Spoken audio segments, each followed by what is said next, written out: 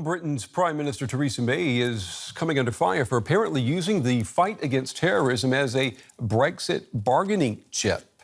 Now, that's provoked a backlash from some EU lawmakers in Brussels.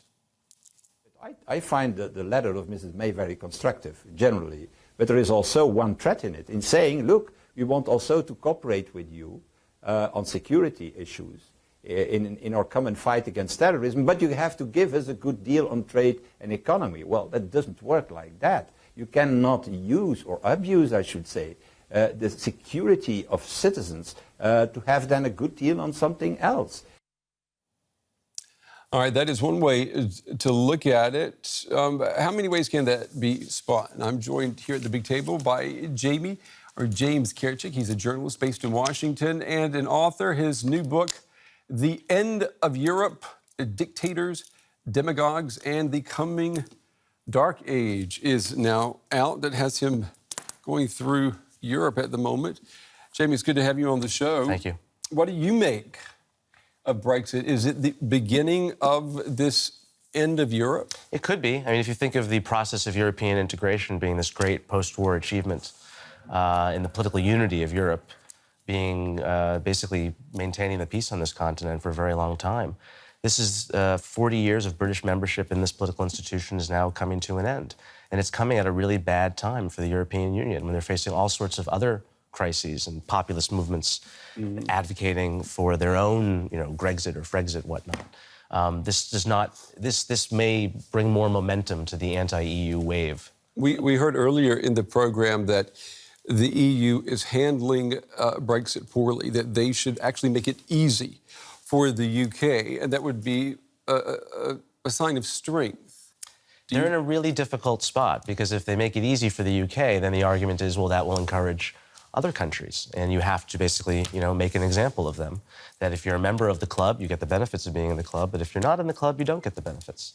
So this is something we're going to see play out for the next 2 years. Your book, is fascinating, and most fascinating is that the first chapter in The End of Europe is entitled Russia. Yeah. How does that work? I think Russia wants to destroy the European Union, and I think they are basically waging a nonviolent war in Western Europe in the same way that they did violent campaigns in 1940s and 1950s in Eastern Europe, and basically trying to overthrow democratic governments through the use of disinformation, as we saw in the United States, through hacking and leaking, basically hybrid warfare. And you see, with the support to Marine Le Pen in France, there's going to be a disinformation campaign, I'm sure of it, against Angela Merkel over the next couple of months, because she's the strongest European leader on sanctions against Russia. Well, yeah, and we see that online. Already. It's been going on for a while now, actually, but I think it's going to intensify over the next couple of months. Two quotes that we took from your book. Let's look at the first one.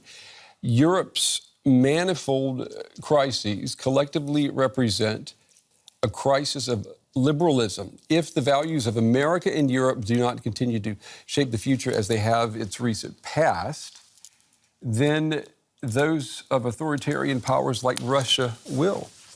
All right, you say Russia's out to get us, but you also say America and Europe are in this together. We should be, and I'm afraid that with the new administration in Washington, I'm not sure if we will be, because we have a president who really is at best apathetic, if not actively hostile, to the European project. He supported Brexit. He's called for more Brexit, or Brexit plus, as he says. Right. The comments he's made about NATO being obsolete.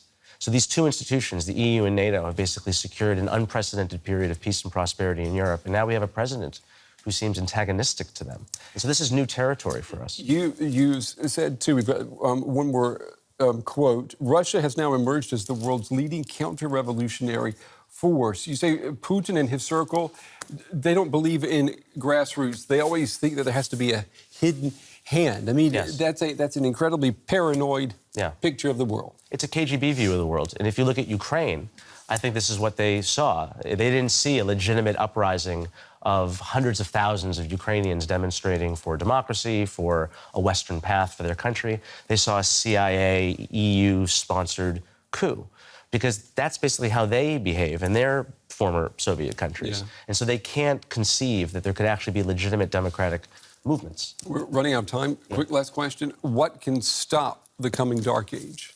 I think we need to remember our history and our values, and we need to remember what it was that has brought Europe to the heights that it now enjoys. And it's the values of liberal democracy, of free market capitalism, and you need to defend those values. You need to spend money on the military to defend them from those who would try to ruin them.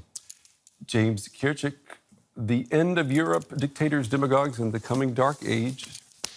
A great read. Thank you. Jamie, thank you very much.